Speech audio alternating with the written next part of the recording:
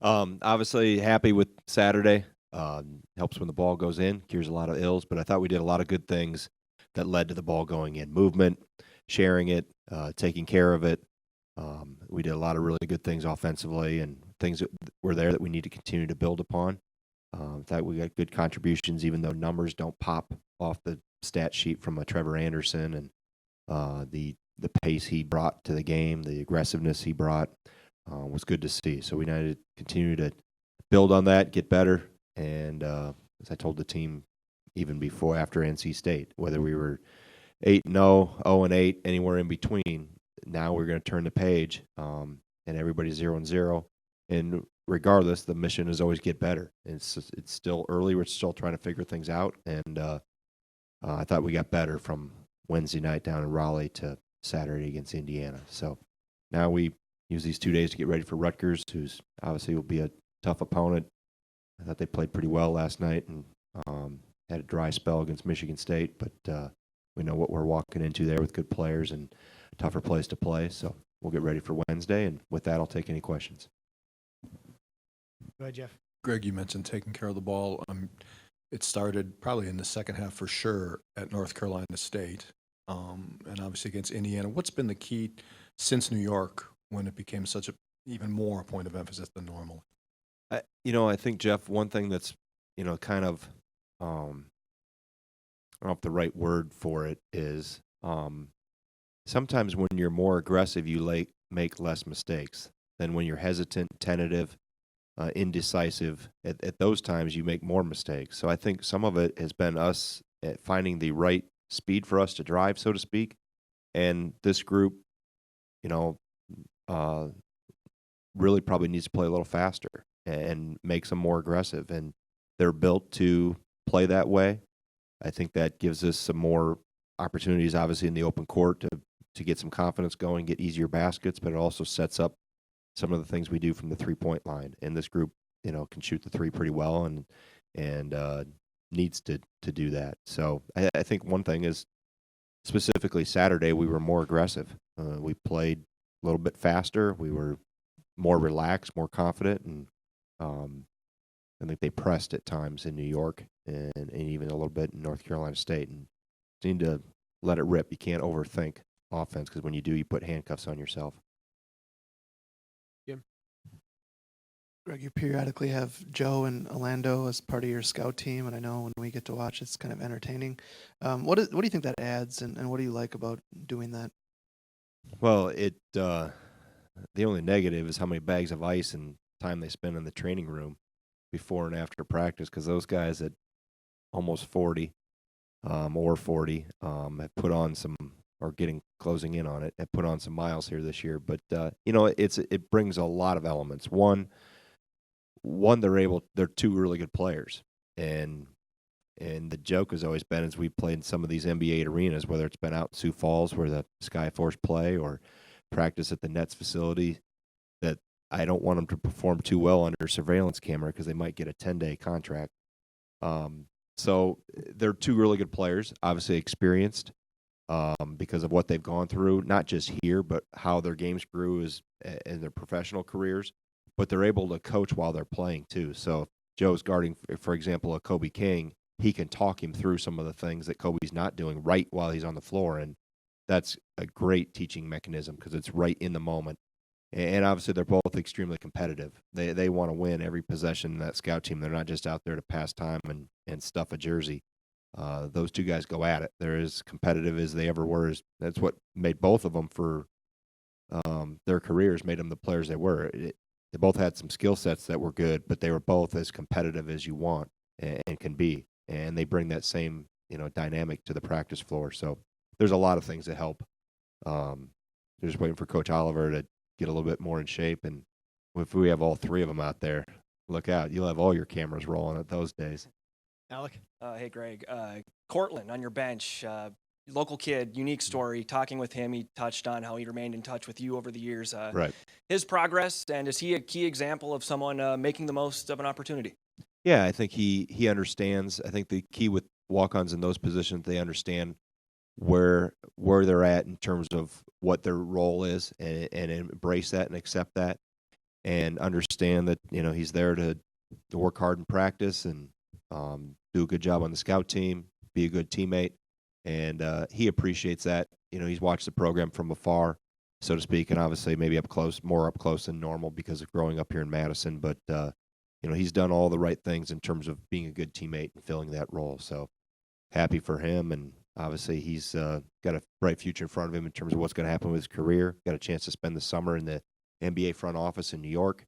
I felt that was really important for him to go get that work experience because he's in the business school and wants to do something in the sports business world. So that was good. But like I said, he's filled that role and accepted it and understands and appreciates what he's a part of. Aaron? Coach, you mentioned some of the extra things Trevor did on the offensive end, and did you see sort of that same sort of hustle and aggressiveness on the defensive end of the floor, especially when you had guys like Nate and Aleem in a little bit of foul trouble? Yeah, I mean, we've always played a little smaller so far this year, but we had to play extra small there for a while when I thought we were fine. There was a couple technical things defensively that we need to get better at that they'll see this afternoon on film that really had nothing to do with size. It was more about positioning and footwork. But I do like the things that Trevor brought. And as I mentioned Saturday after the game, there were a lot of things that he created that didn't show up in the stat sheet.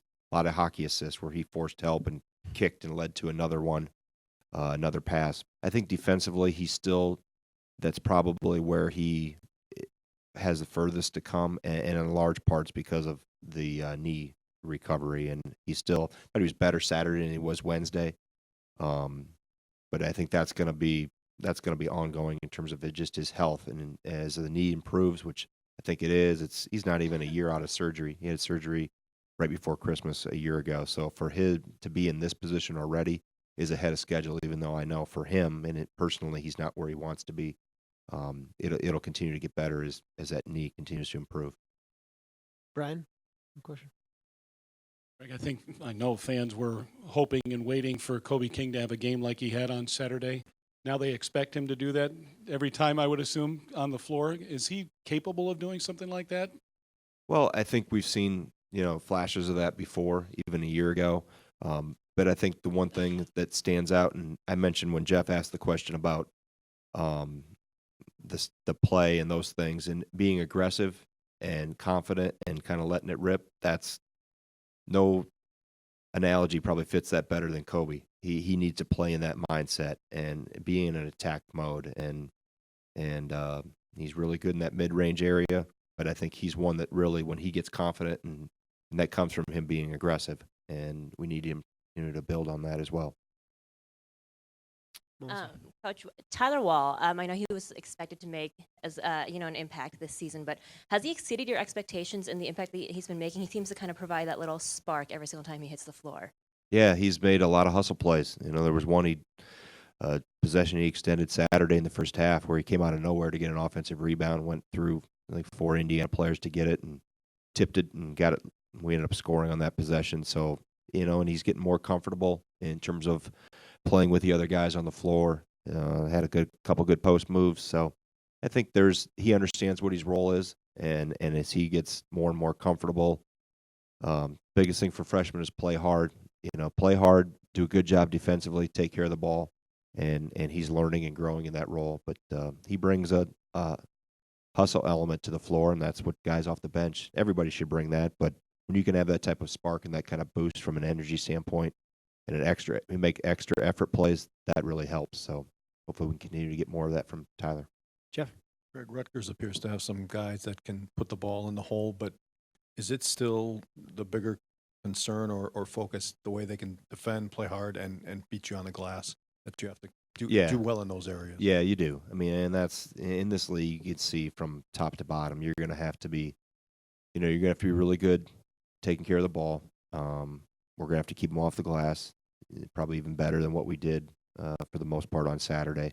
They're bigger, more physical, and obviously Baker, Harper, you go down the list, the grad transfer that came from Stony Brook, Yadao, I think is how you say his name, but a lot of guys that can score in a variety of ways, and defensively, how physical they play, and they've got some size, and it's not just the front court, it's the backcourt, other than the transfer from Texas, Young.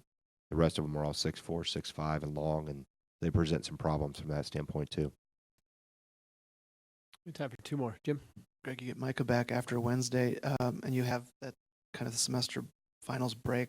Will that be a little different break this time around because you're incorporating a new player back or into the rotation or not?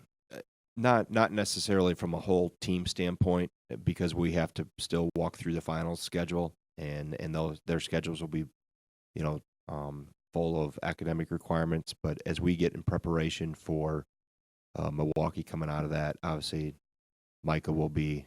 We don't have another appeal still waiting, right? We aren't waiting on anything. No, Not that we're I've done. checked. Okay, we're done. Okay, waiting for any more phone calls.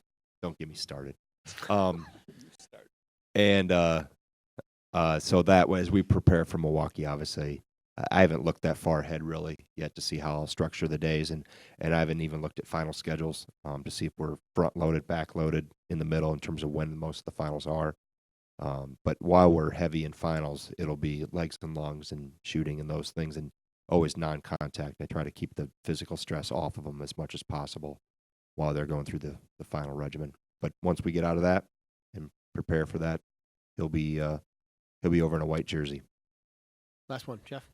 Greg, I mean, it's no secret he's looking forward to coming back, obviously, but it's been a long time since he played in a game. Do you have to remind yourself, and maybe even Micah, look, we're going to have to break you in easily, or you have to not go 115 miles an hour?